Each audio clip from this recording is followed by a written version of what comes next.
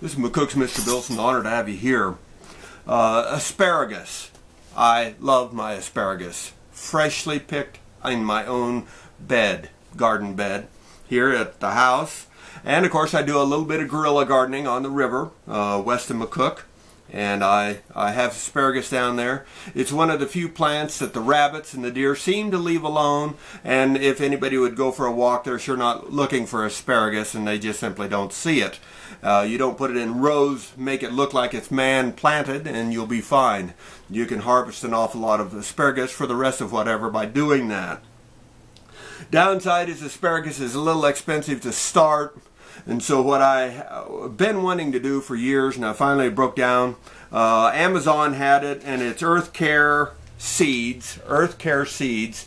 You get 200 of them for less than $4, so what, 2 cents a piece. And I'm going to start them. I've heard some real good things on YouTube about them, that they have some great germination, well over 80%, maybe even up to 90% germination, and you can't hardly beat that with a stick.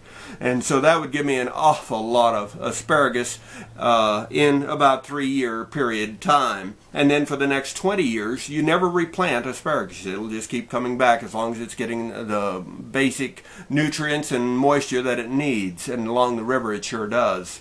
And of course, and in my yard. Now, when you're starting seed, I'll buy a bag of starter soil, and I sift it. The reason I do that, you'd be surprised how much wood they throw in that kind of stuff. And I'm saying, wait a minute, wood, the plant don't want wood in there. So I always sift out all the wood and get it down nice sifted. And when you're using the little seed trays, I always reuse mine all the time. And they hold up real well. But the plastic, these old flimsy plastic things they come in, they're just about worthless as far as I'm concerned. So what I do is I go to yard sales and I'll buy these great big aluminum pans. Get them for 50 cents. If you're buying them new, they'd be $10 plus, 15, whatever. And so I buy them that way, and I've got way too many. My wife will testify.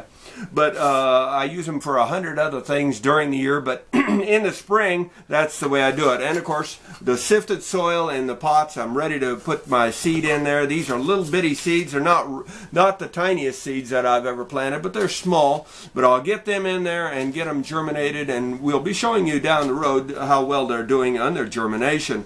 But this allows you an awful lot of asparagus so that down the road, you're going to have all the asparagus you could possibly want. I hope you consider something like this, but you're here for a story.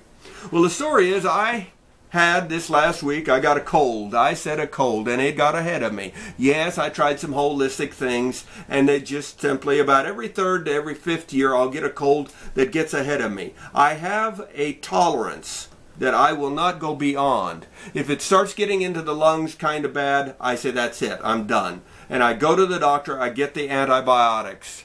And the reason I do not go beyond this is my first year my wife and I were married in 1973.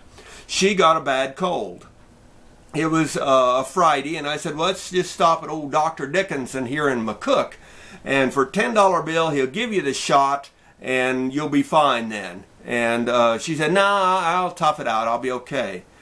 By Sunday afternoon, she had a temperature of 104, and I about had to force her to go in to the doctor, and they immediately put her in the hospital with pneumonia, and very serious. And he said if we'd have waited another day, she would have probably died. That's how serious it was.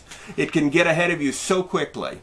And that scared the soup out of us, so we have tolerances now. That if it gets close and the cold and gets into the pneumonia type thing, you don't mess with that kind of thing.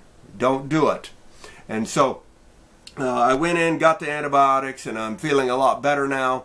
But if you get into that kind of line, don't wait. Don't wait. I've had 2 friends in my lifetime that had all the money in the world for guns and preparing for the day after event and all that kind of thing, but they didn't take care of their own personal health, and they're both dead because they waited instead of going to the doctor when they should have. They waited and they passed away because of it. I'm telling you, for your own safety, understand that there's a time to get in there to the doctor, and the sooner the better, rather than waiting to death's door before you go in or saying, I'll wait till tomorrow. 24 hours can make a lot of difference if you're starting to get in trouble with any kind of health problem. Okay? Enough said.